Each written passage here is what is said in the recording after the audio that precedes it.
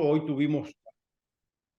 tuvimos la suerte que se conociera que Maduro, entendiendo que no había condiciones positivas para su llegada a Argentina, desistió de venir y creo que es el canciller venezolano el que encabeza la delegación de Venezuela, ya está acá, para las reuniones de esta cumbre de la CELAC.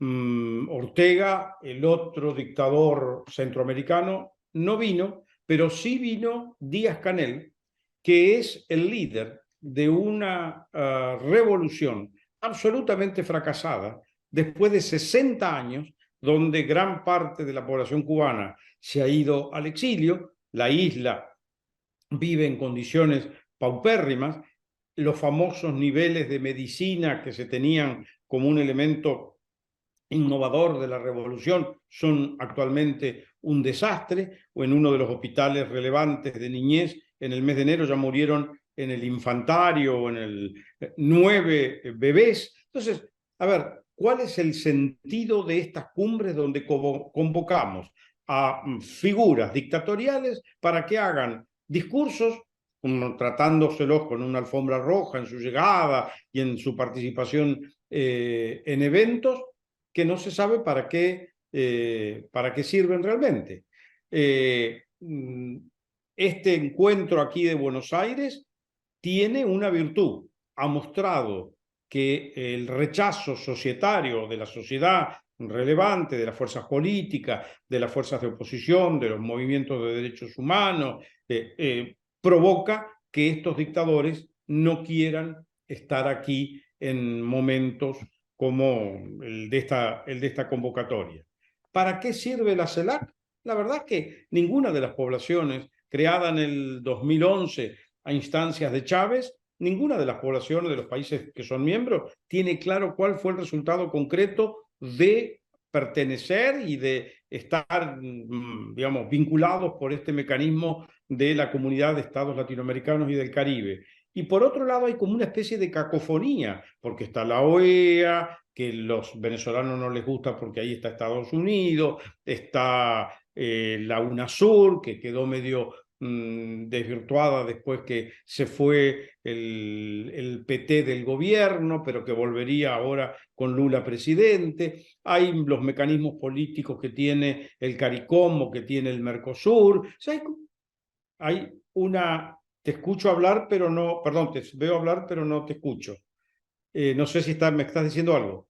No, te estoy escuchando atentamente, perdón. Me Perdón. muteé a Bueno, propósito.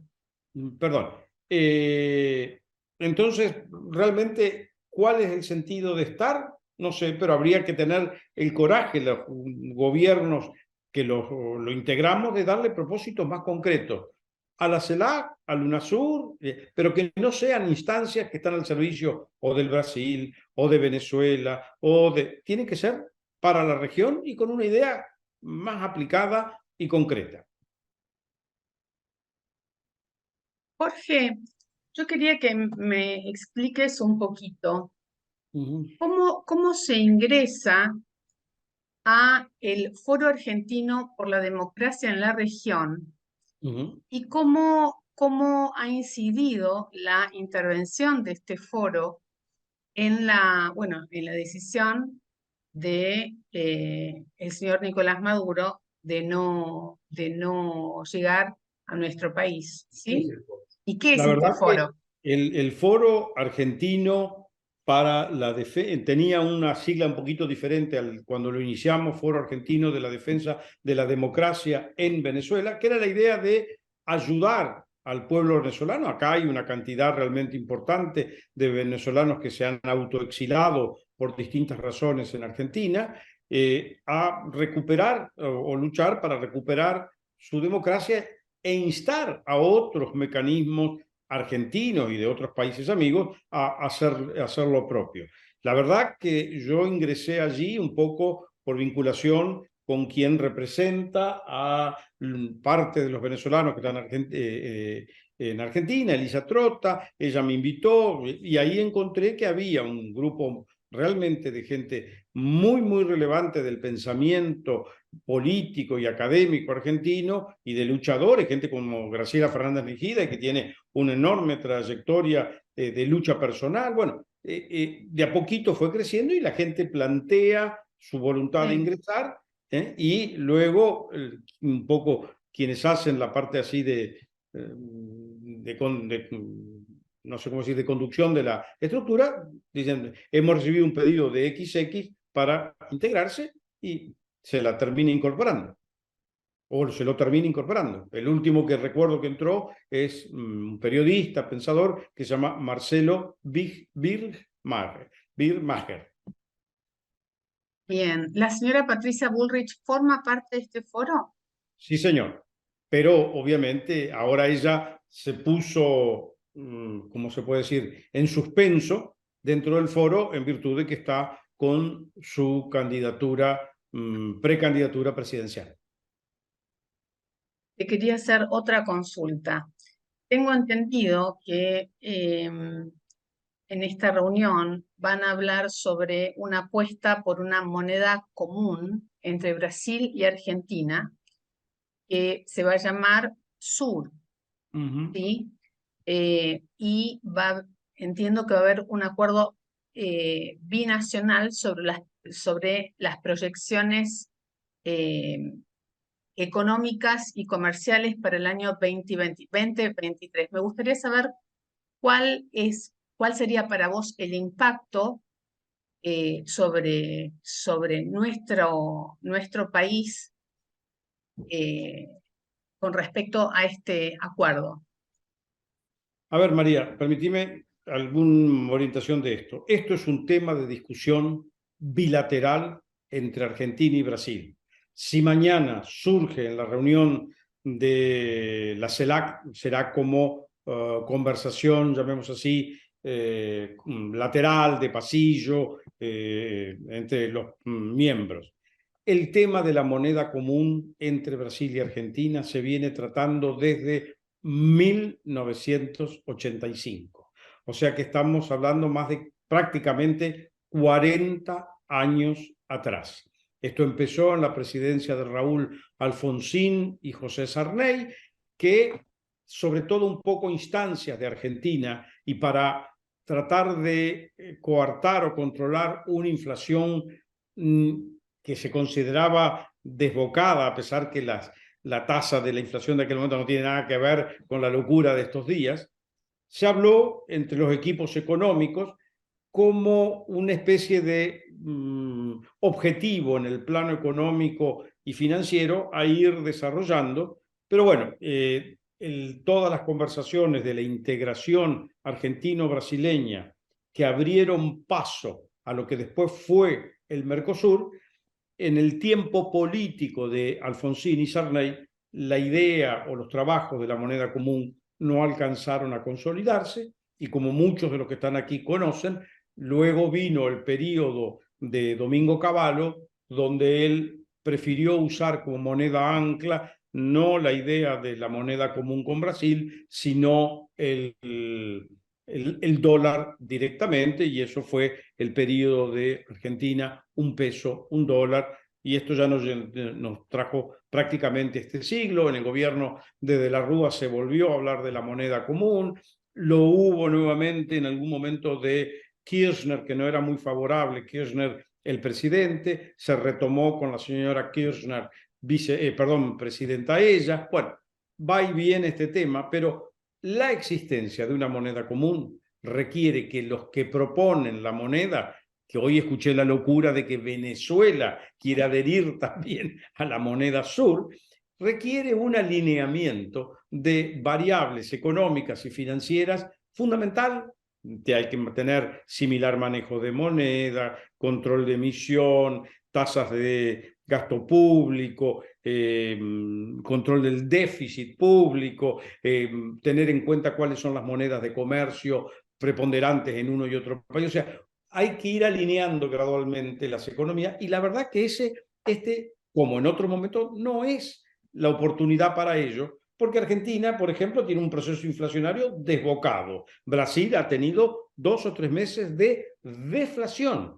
Las monedas que usamos para comercio son diferentes en uno y otro lado. Nuestros socios comerciales, más allá de lo que tenemos en común entre Argentina y Brasil, que somos el tercer proveedor brasileño, el primero para nosotros. Bueno, todo esto está completamente desordenado y estamos en un año de cambio político, donde va a haber un cambio de gobierno y, a diferencia de Brasil, las decisiones que se tomen, que en materia externa, tanto política como económica, Brasil le da continuidad siempre, porque la voz de Itamaraty es fuerte a ese respecto. Nosotros estamos en un permanente, en una rueda giratoria que cambiamos todo el tiempo.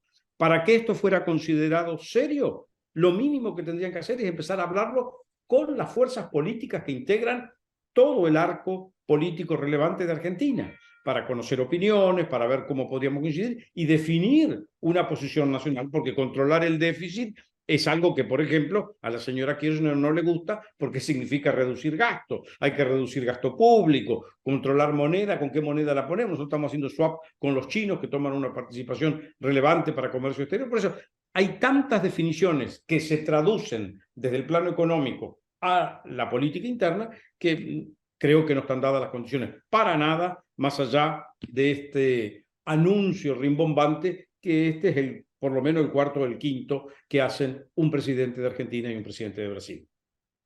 Señor embajador, otra pregunta le quiero hacer.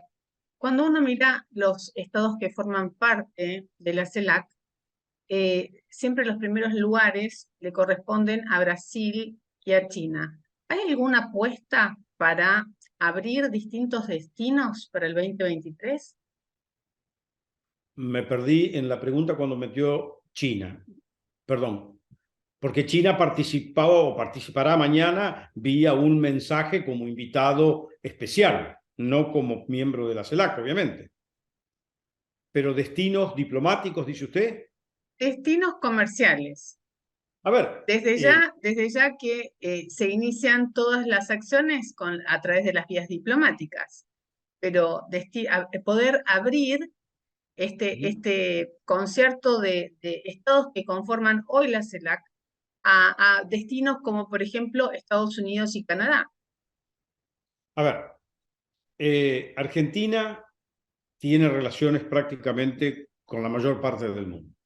En teoría, son destino posible para nuestro comercio por el accionar de los que debiéramos ser más eficientes agentes diplomáticos. Pero Argentina no mira preponderantemente a socios que son realmente aquellos atractivos o posibles, como son todos los del sudeste asiático, además de China en el Asia, porque son los que necesitan lo que nosotros tenemos para vender. Tenemos relaciones históricas y comercio relativamente histórico con los países de Europa, pero no viene de ahí el ingreso preponderante de nuestras divisas de comercio exterior, que, como digo, viene de China y de algún que otro comprador en Asia, pero no como una política efectiva.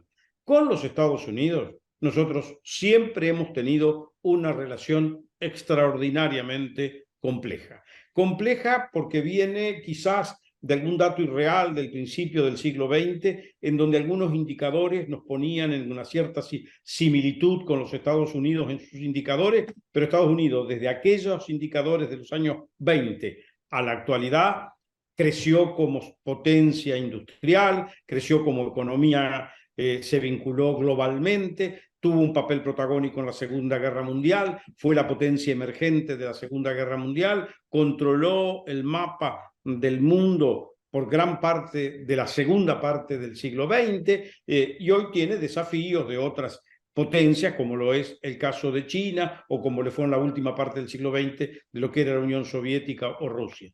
Argentina, desde 20 para acá, no ha parado de caer y por lo tanto el grado de disimilitud entre nosotros y los Estados Unidos es enorme, pero en la cabeza argentina esto nunca ha quedado totalmente incorporado y muy de vez en cuando se escucha alguna frase populachera de más o menos estamos como los Estados Unidos. Nada que ver. Pero no es tampoco nuestro destino de comercio. Si bien de los principales inversores en Argentina, entre el 1 y el 3, no lo tengo exactamente, son los Estados Unidos, que ponen plata para el desarrollo de cosas que obviamente le interesan a los Estados Unidos, no van a poner plata solamente para lo que nos interesa a nosotros, junto con los europeos, porque los chinos que dicen que invierten, nunca invierten demasiado, y lo hacen con los capitales locales usando el potencial que les puede ofrecer después el mercado chino.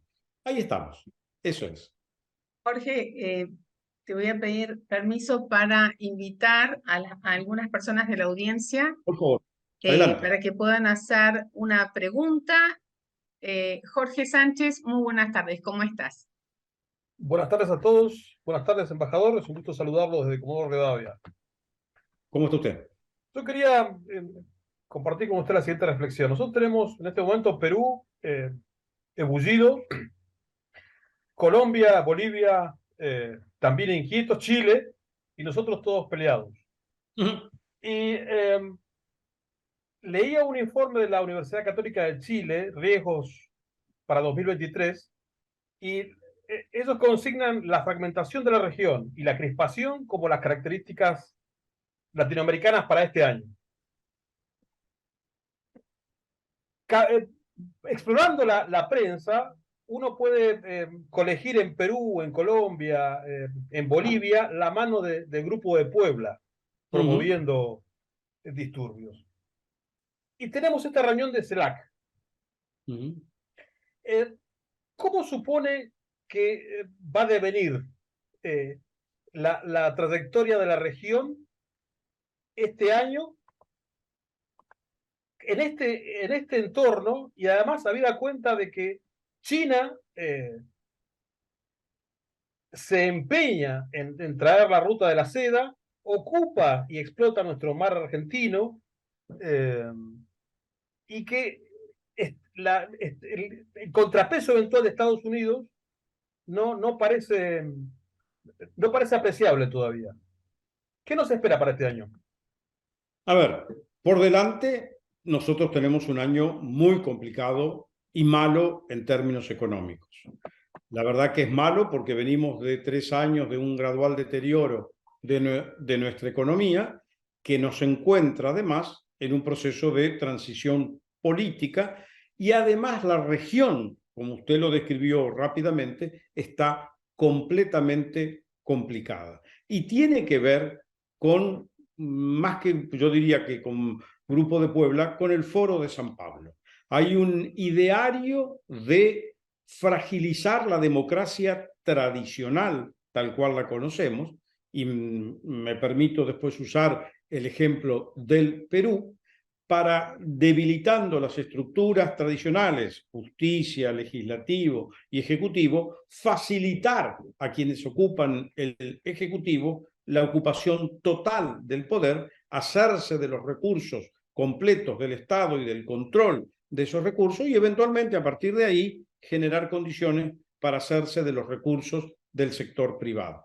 Cuando digo el ejemplo de Perú, Perú ha venido teniendo en la última década y un poco más, o desde el 95 para acá, un proceso de estabilidad económica, con un plan económico que se ha desarrollado con índices más o menos positivos, pero siempre de crecimiento. Sin embargo, si uno mira la política peruana, es un aquelarre total.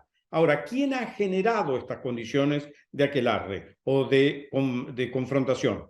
Por un lado, los pueblos originarios, animados por ciertos dirigentes de la izquierda o del comunismo peruano, como es este señor Vladimir Cerrón, que trabajando en conjunto con, oh sorpresa, el expresidente cocalero Evo Morales, ha estado actuando en Perú para generar estas condiciones, sobre todo de inquietud en el sur, en la zona que llaman de la Purimac, de donde precisamente es la actual presidenta Boluarte, para generar desestabilizaciones. Y el mecanismo fue similar en Ecuador. El presidente Lasso, luego de las elecciones, logró más o menos controlar, pero ha tenido manifestaciones similares también en Colombia.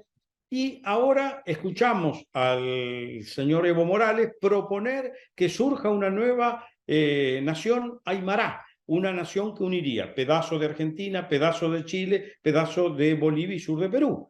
y una desintegración, llamemos así, una amenaza territorial al territorio que hemos construido a lo largo de nuestra etapa, de nuestra vida como nación independiente, a lo que le sumamos la desintegración que ya propone los grupos de pueblos originarios mapuche que quieren unir el Gualmapu en el sur entre Argentina y Chile. Pero hay una fragilización. La fragilización, por ejemplo, que provoca ahora el presidente Fernández atacando a la Corte Suprema, más buena, más mala, pero básicamente quiere liquidar la Corte Suprema y hacerlo por decreto, ya no por vía legal en el Congreso, sino por decreto. Entonces, este tipo de manifestaciones de fragilizar la democracia que empieza el día que la señora Kirchner no le quiso pasar los atributos del poder al presidente electo Macri, que después lo repudiaron cuando hizo lo mismo Trump en Estados Unidos, pero hay toda una dinámica de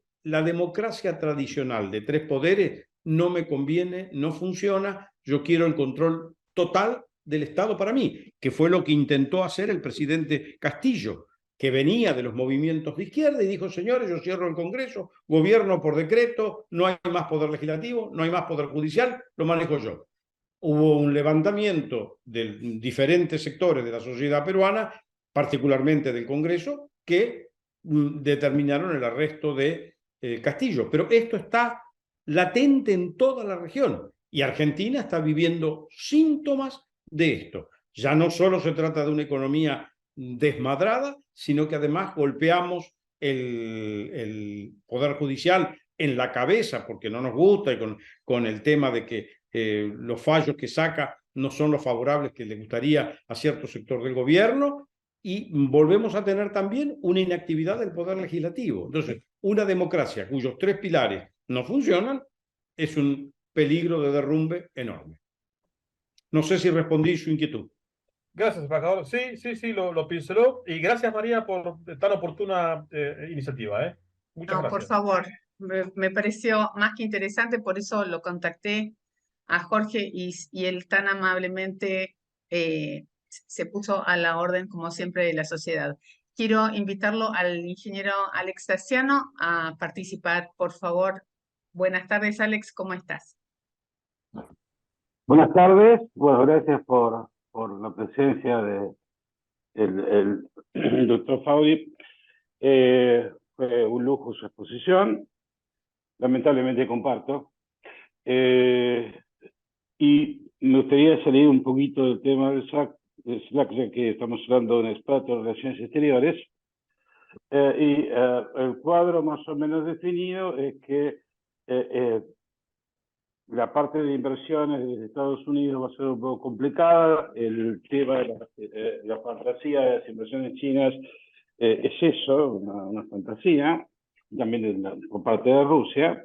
Entonces, en lo personal, estoy observando los acuerdos de Abraham como una potencial fuente de ingresos de la cual estamos hablando muy poco, porque no le están dando justamente el espacio debido a los expertos en relaciones exteriores.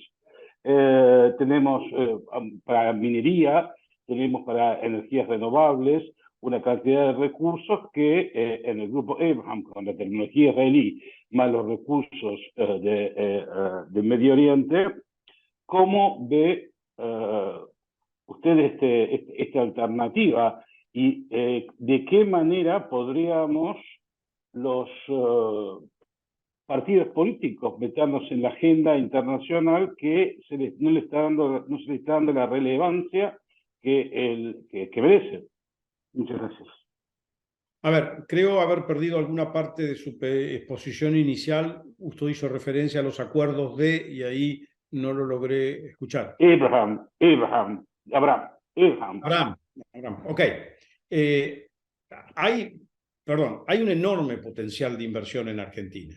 Ahora, lo primero que Argentina tiene que hacer para que se concrete ese potencial, sea de países como Estados Unidos, de la Comunidad Europea o la gente que se nuclea detrás de estos proyectos Abraham, es ofrecer garantías jurídicas del tratamiento que va a tener su capital.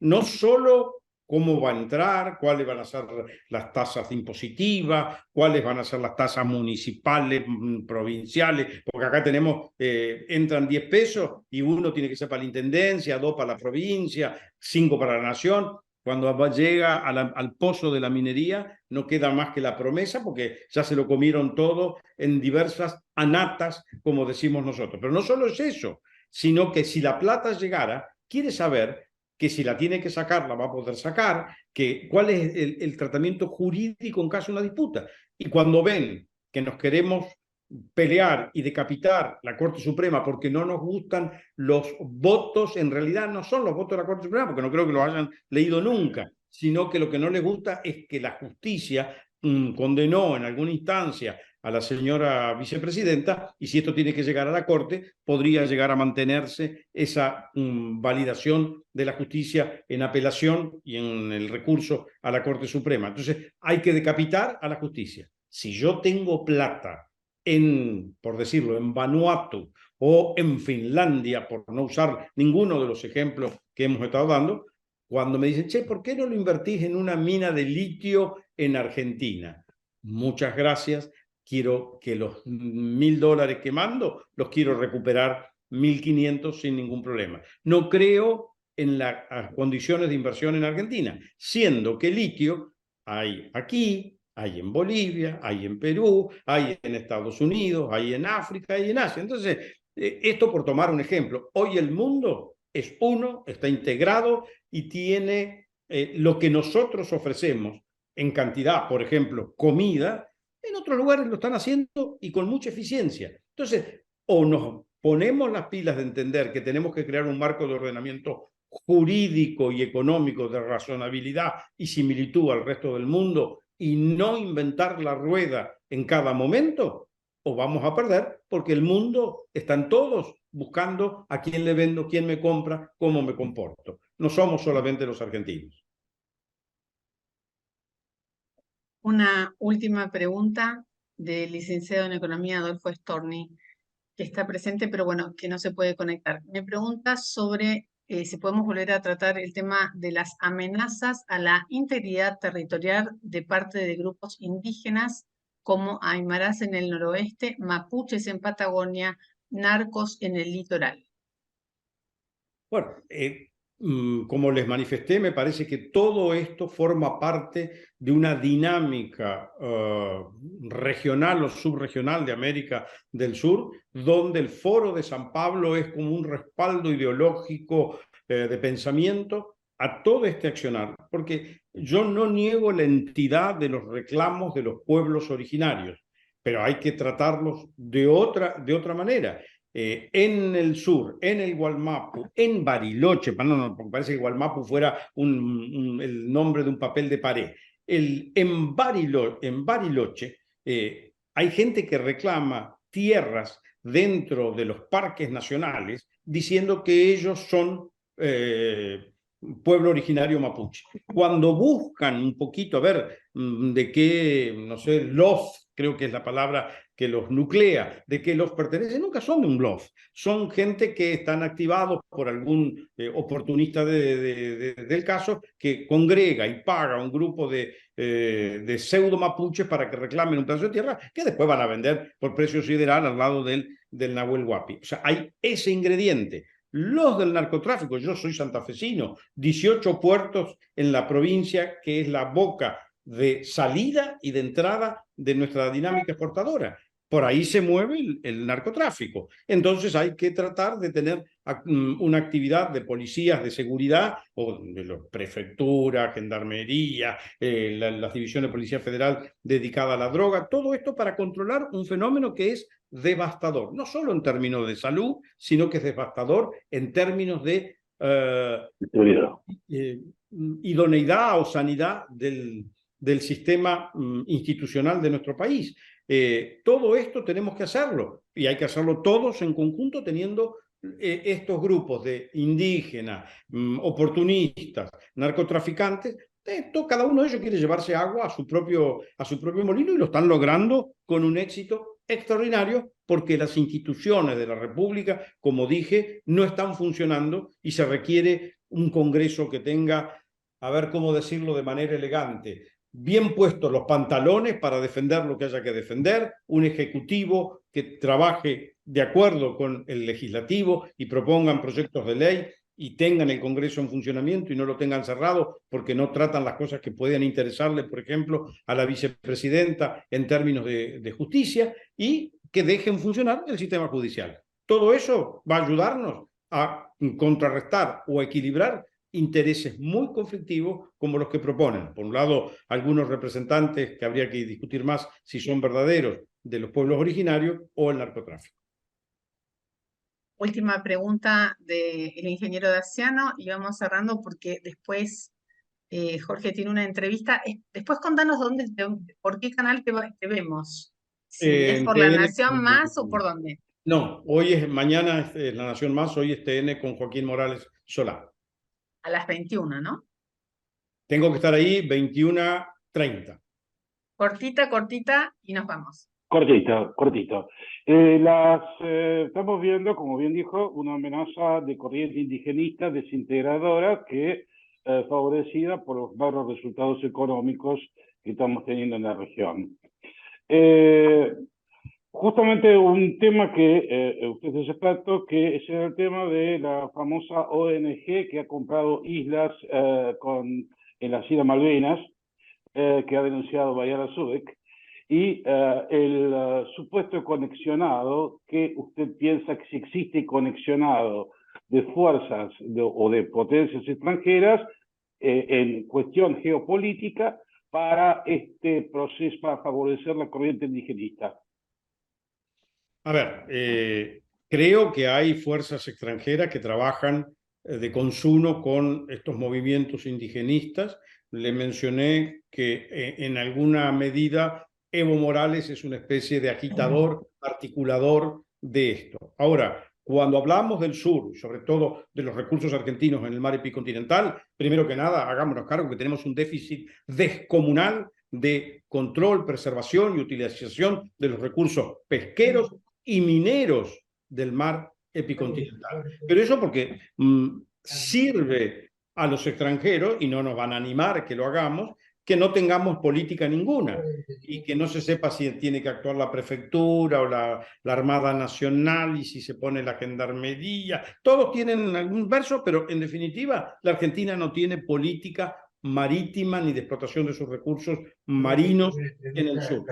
Ahora, mientras eso ocurre, los demás países están felices. Voy, pesco todo lo que quiero, China se lleva todo el calamar que necesita, vienen los españoles. Pero si los principales responsables somos nosotros, que no cuidamos nuestra propia casa. Si no la cuidamos, si no tenemos una política que no tiene por qué ser represora, es decir, no, tiene que ser de ordenamiento de la explotación de los recursos. Y como no lo hacemos, ya que hay jauja, aprovechemos. En los recursos hay algunos que quieren comprar algunos islotes de piedra que andan por ahí. ¿Por qué? Porque yo con esto me asumo la soberanía de lo que tengo alrededor. Bueno, empecemos a actuar. Este Estado Nacional de Alberto Fernández se llama no sabe, no contesta. Jorge, última pregunta, última. Tengo entendido que el gobernador de Tierra del Fuego firmó un acuerdo con el gobierno chino para armar un puerto en Río Grande. ¿Qué sabes de esto y qué consecuencias internacionales podría tener? Tierra del Fuego debiera funcionar como la puerta de entrada eficiente a la Antártida, desde donde debiéramos prestar servicios, equipamiento, material, o sea, equipos humanos preparados y capacitados para esto. Nunca lo hacemos. Este proyecto del puerto que haría China en Tierra del Fuego sería de las cosas a las que le prestaría más atención, porque a China le interesa llegar a la Antártida, porque en la Antártida hay recursos estratégicos extremadamente importantes. Ahora, grandes proyectos anunciados por China en Argentina, como las centrales, las represas en el sur, o una central termoeléctrica, nuclear también en el sur, todo son grandes anuncios de los gobernadores, pero después uno va y encuentra que las represas avanzan a un ladrillito por mes. este puerto puede ser, obviamente están interesados. A su vez el gobernador desmiente que haya hecho este acuerdo. Después dice que sí que lo hizo, porque no que no lo hizo. Todo es parte del desorden que hablaba recién con quien me precedió en la pregunta, pero somos nosotros los deficitarios que no estamos cuidando todo lo que tenemos y tenemos que hacer realmente un gran puerto, pero los argentinos busquemos capitales para esto, vamos a encontrar N cantidad de capitalistas y no necesariamente los chinos que cuando te dan, sí te dan un yuan, te dicen, pero yo quiero tal cosa acá. Bueno, no, mira, a mí me lo va a prestar Finlandia, que es buena persona y no me pide que haga nada en particular. Fantástico. Bueno, muchísimas gracias, Jorge, por tu tiempo.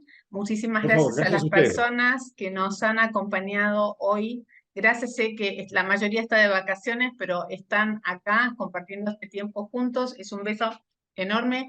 Gracias por comenzar Gracias juntos a todos este ustedes. Un 2020. saludo y que tengan un buen año. Gracias. Gracias, besos a todos.